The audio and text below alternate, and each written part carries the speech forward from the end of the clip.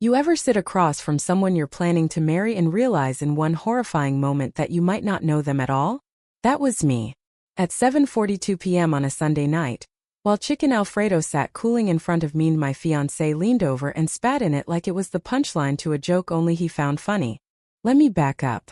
I, 28F, have been with Sean, 30M, for 4 years.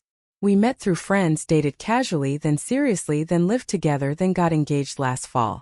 The wedding was scheduled for next June. We were that couple people rolled their eyes at, sweet, slightly obnoxious in how in sync we seemed. Or so I thought. Lately Sean's been different. Not cheating different, not distant different, just lost in his world. That world is Graveborn Online, some post-apocalyptic fantasy MMORPG he picked up a few months ago. First I didn't mind. A game too casual stuff mostly. But Sean? He dives. Fully. Obsessively. The past 3 weekends he hasn't left the bedroom until 5 p.m. His diet's been instant noodles and Monster. He even started skipping our grocery trips, laundry days, and movie nights. I joked about being a gaming widow. He laughed. I wasn't entirely joking. That Sunday I'd had enough. After a full week of work, I manage inventory for a mid-sized skincare brand. I spent the afternoon cleaning, running errands, and cooking a real meal. Chicken Alfredo from scratch. Garlic bread. Salad with strawberries and candied walnuts. I texted Sean 3 times between 4 and 6 reminding him about dinner. No answer. At 7 I knocked on the door. He didn't even pause his headset to answer. Just mumbled something about a raid. So I plated 2 servings and waited. 30 minutes passed. Then 45. At 7:35 he sauntered into the kitchen, eyes bloodshot, hoodie stained with something I didn't want to guess. He sat down across from me, looked at his plate, then up at me and grinned. You made this? I nodded, smiling despite everything. Yeah. Thought we could eat together. He scooped up a forkful, then paused. Wait, watch this. Before I could process what he meant, he leaned over and spat into my plate. A full-on gross phlegmy spit. Then he looked at me and smirked, like a little boy who just pulled off a schoolyard prank. I stared at the white spiral of saliva seeping into my pasta, the way the cream sauce curdled around it, then up at Sean. He burst out laughing. It's a joke, babe. God. Relax. I didn't laugh. I didn't speak. I stood up, grabbed my plate, and dumped it in the trash. My hands were shaking. Sean stopped laughing then, but not because he realized he'd gone too far. No. He was annoyed. What, you're seriously mad? It's not like I meant anything. It's just funny. Chill. I walked upstairs and locked myself in the bathroom. I stayed there for an hour. Later I found him on the couch watching Twitch, a new bowl of ramen in his lap. He didn't ask if I wanted to talk. Didn't apologize. Didn't even seem to notice I'd cried. And this stupid moment was the first domino. The next day I told my best friend Lena what happened. She gasped. He spit in your food? What the hell is wrong with him? I brushed it off, said it was a bad joke. But I knew better. Something cracked in me that night. Like the warmth I used to feel around Sean flickered and died. A few days passed. We barely spoke. Sean seemed oblivious, caught up in his online guild drama. I tried pretending things were normal. Until Thursday night, when a twist I never expected came walking through our front door. His sister, Natalie. Natalie, 32F. And I have always been civil but distant. She's direct, cool, a little icy. She rang the bell holding a 6-pack and takeout, saying she was in the neighborhood. I let her in, grateful for any distraction. Halfway through dinner, she looked up from her dumplings and said bluntly, "So, when are you leaving him?" I choked. "Excuse me." "You heard me," she said, sipping her beer. "He told me what he did. The spitting thing." My mouth fell open. "He told you?" Like he was proud of it. Natalie snorted. "He said it was a joke and you were overreacting." I told him he was a fing idiot. I was stunned. "Wait, you think it was wrong?" Natalie rolled her eyes. "Of course it was wrong. He's 30, not 13. You cooked. You were trying. He disrespected that. Disrespected you. I've known my brother a long time. He's always been emotionally stunted. But that was cruel." I didn't expect to cry, but I did. Natalie didn't comfort me, not exactly. She just nodded like I'd finally realized something she'd known all along. I'm not saying leave him tomorrow, she said.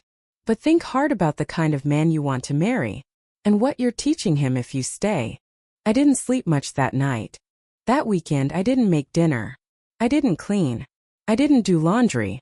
I let the house descend into the kind of quiet that screams louder than words. Sean didn't notice until he couldn't find clean underwear. Are you mad again? He asked Saturday night, standing in the hallway in pajama pants in frustration. I looked at him. Really looked. I'm done being the only adult in this relationship, I said. He blinked. What does that mean? It means if you want this to work, you have to do the work now. Starting with an apology. A real one. And maybe you think about why spitting in someone's food might be a relationship ender. And then I went to bed. Sean didn't say anything that night.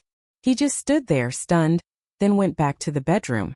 I could hear his headset come on 5 minutes later, his voice low and defensive as he yelled at some random teammate. It struck me then. The man who once texted me poems and brought home my favorite pastries had turned into someone who didn't even notice when I stopped speaking to him. By Monday morning I had a plan. No, I wasn't going to pack my bags and walk out yet. I wasn't ready. But I did need to know if this change in him was permanent, or if it was something deeper, something broken. That evening I came home with a box. A small cardboard box with a lock and a note. I placed it next to the TV. He barely looked up. What's that? I sat beside him on the couch. It's a reset box, I said. Natalie said something that stuck with me. About what I'm teaching you if I stay. So here's what I'm offering: 7 days. 1 week. You don't game. You don't stream. You don't watch Twitch. Every time you want to pick up your console or PC, you write in this notebook instead whatever you feel, whatever you think. At the end of the week, we read it together. He laughed. A short, sharp, bitter sound. You're seriously treating me like some kind of addict. I'm treating you like someone I used to love, I said. His face shifted. I saw the flicker of pain, then stubbornness override it. He turned away. This is dumb. I know. Do it anyway. I stood, went upstairs, and left him sitting in the blue light of the paused screen. Day 1, he cheated. I knew it because I heard the faint echo of Graveborn music from under the bathroom door. When I asked him later, he denied it. I didn't argue. Just wrote 1 on the outside of the box in Sharpie. Day 2, he didn't game. He sulked. Pouted like a child. He washed 1 dish badly and left the sponge in the sink. That night, he left the house and didn't come back until 2 a.m. Day 3. Something shifted. I found him sitting at the kitchen table, writing in the notebook. When I asked what he was writing, he snapped, "None of your business." But his eyes looked softer. Day 4. He asked if I wanted to go for a walk. Just a block.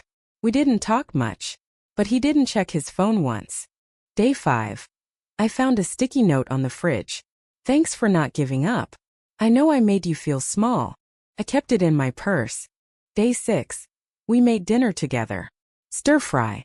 He cut the carrots too thick and burned the rice, but he tried. And halfway through eating, he reached over and touched my hand.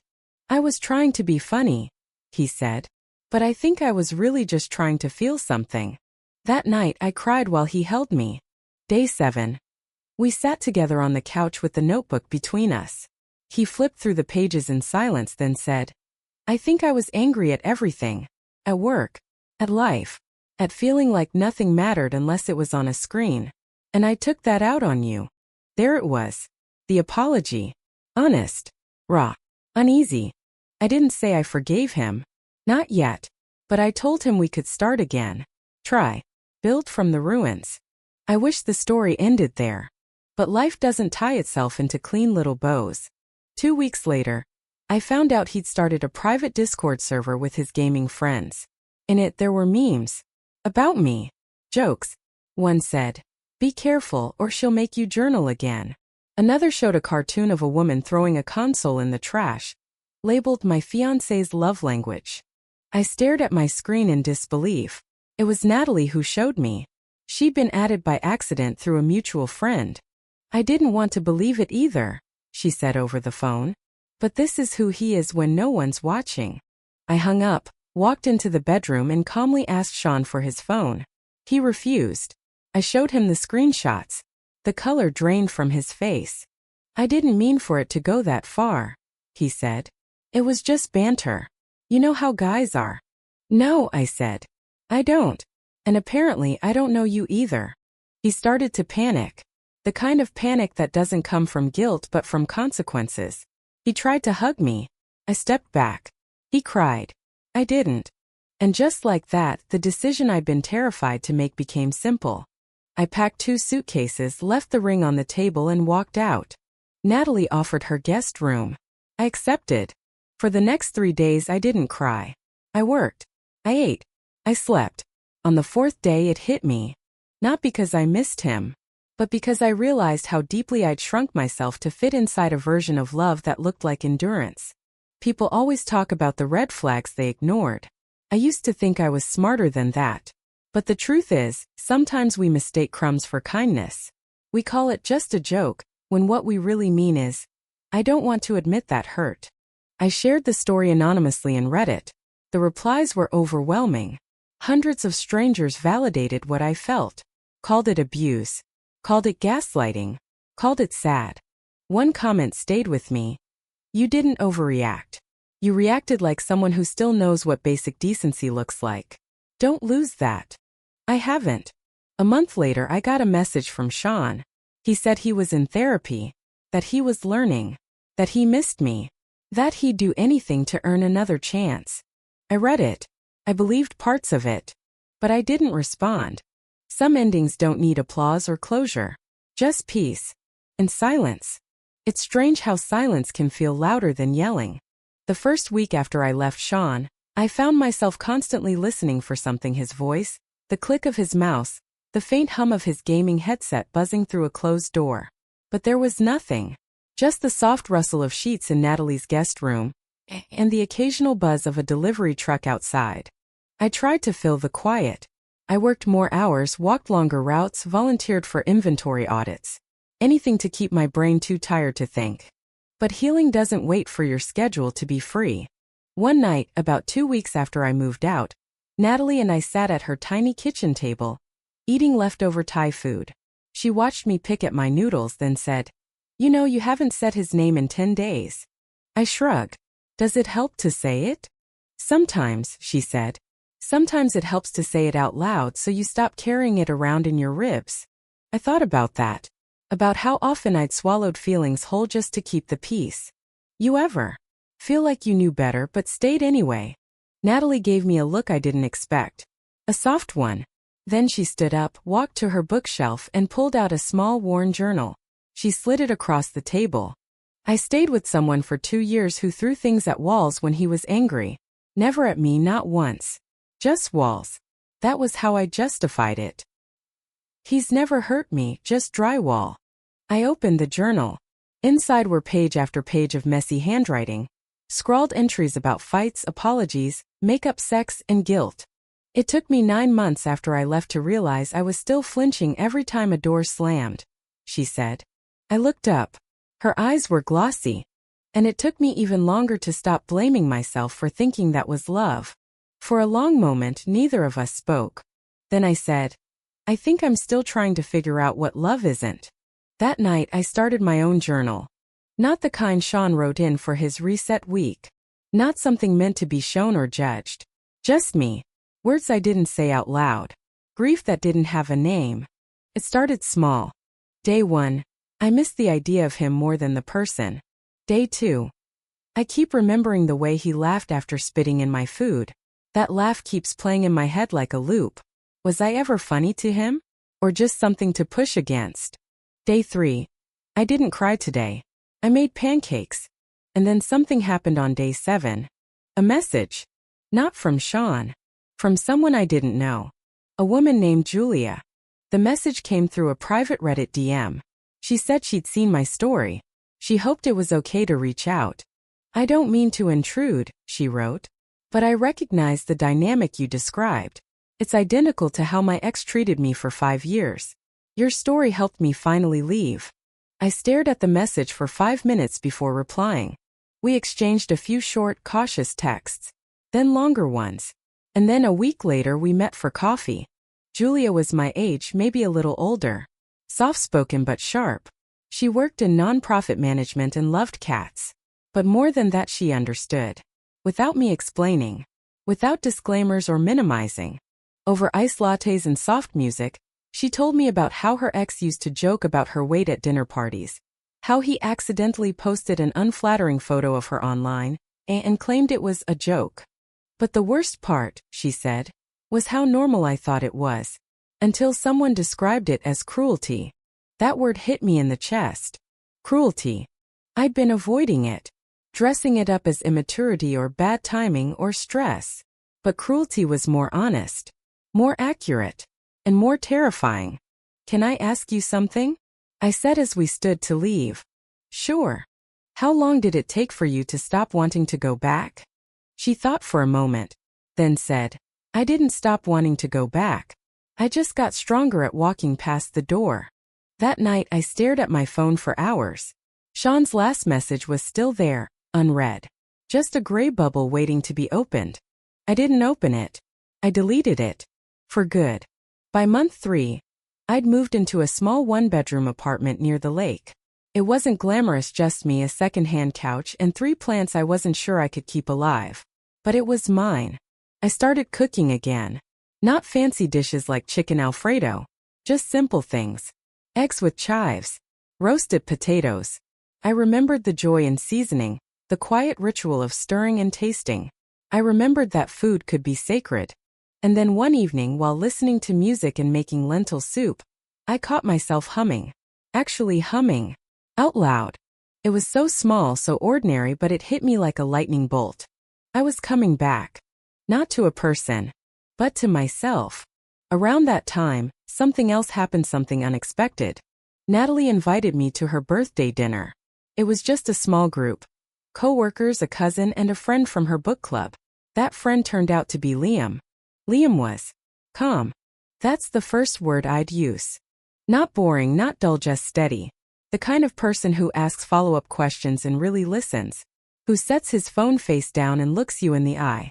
Who laughs in a way that makes you feel like you added something to the world. We didn't exchange numbers that night. Just talked. About books. About bad 2000s rom-coms.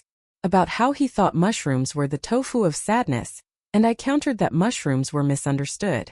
I didn't think about it again until he showed up at the community fundraiser I volunteered at 2 weeks later. Are you following me? I teased. He grinned. Only if it leads to more mushroom debates. We started texting. Then coffee. Then hikes. I kept it slow. Guarded.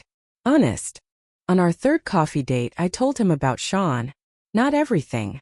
But enough. He didn't flinch. He didn't pity me. He just nodded and said, You deserved better. I'm sorry you had to learn that the hard way. By date 5, I realized something that both comforted and scared me. I was happy. Not healed. Not fixed. But happy. And happy can feel unfamiliar when you've spent too long walking on eggshells. I told him that. His response. I'll be patient. Just don't stop walking forward. And I haven't. It happened on a Tuesday. Of course, it did. Nothing dramatic ever happens when you're expecting it. I was at the pharmacy grabbing a refill for my allergy meds when I turned the corner of aisle 7 and stopped cold. Sean. He looked smaller. Not physically, he'd always been a little wiry, lean but dimmed, like someone had turned the light down in him. His eyes widened the second he saw me. He opened his mouth, hesitated, then said the same thing people always say when they don't know what else to say. Hey. I didn't run. I didn't cry. I didn't scream. I nodded. Hey. He looked at the box of tissues in his hand, then back at me. You look good. You look different. A pause. I got your message, I said finally. The long one. He blinked. You read it? No. I deleted it. His shoulders dropped, not in offense, more like relief and defeat all at once. He scratched his neck and gave a sad smile. That's fair. We stood there a few feet apart like ghosts of people we used to be. I've been going to therapy, he said. I nodded. I heard. From Natalie. He chuckled, embarrassed. She's always been brutal. She's also been right. That one landed. He looked down at his shoes. I've had to think about a lot.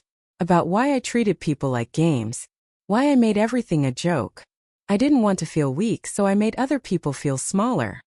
Another pause. I didn't know how to be loved without sabotaging it. I took a deep breath.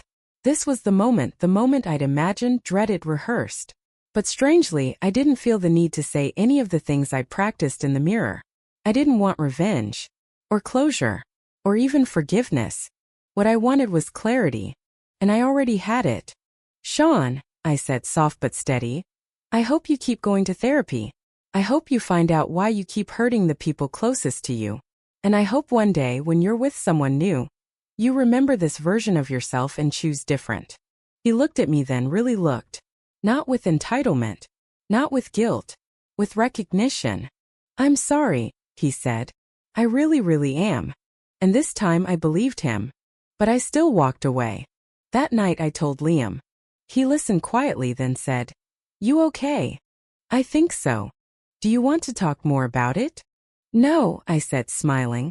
I think I already did. For months. With myself. With my journal. With silence. He nodded. Then he reached over, not to pull me in, not to fix me, but to hold my hand. Gently. Respectfully. And in that gesture, I understood something I'd forgotten for a long time. Love isn't loud. It doesn't humiliate you and call it humor. It doesn't spit on the meals you make or weaponize your forgiveness. Love is quiet, consistent. It listens. It learns. It apologizes without expecting a prize. 2 weeks later, Liam and I went to a quiet spot by the lake where we could skip stones and eat soggy sandwiches in peace. We sat under the sunset, my head on his shoulder, and I realized something else. I wasn't in love yet, but I was free. And that mattered more. 6 months later, I attended Natalie's wedding. Yes, Natalie's. She eloped with a woman named Carla she met at a horror book club. Turns out icy sarcasm and dry humor made for a great love story. The wedding was tiny, just 20 people. Natalie wore black. Carla wore red. I wore a pale green dress that matched the sage in the bouquet. At the reception, Natalie pulled me aside. I'm proud of you, she said, brushing a crumb off her sleeve. You could have gone back. A lot of people do. I almost did. But you didn't. No.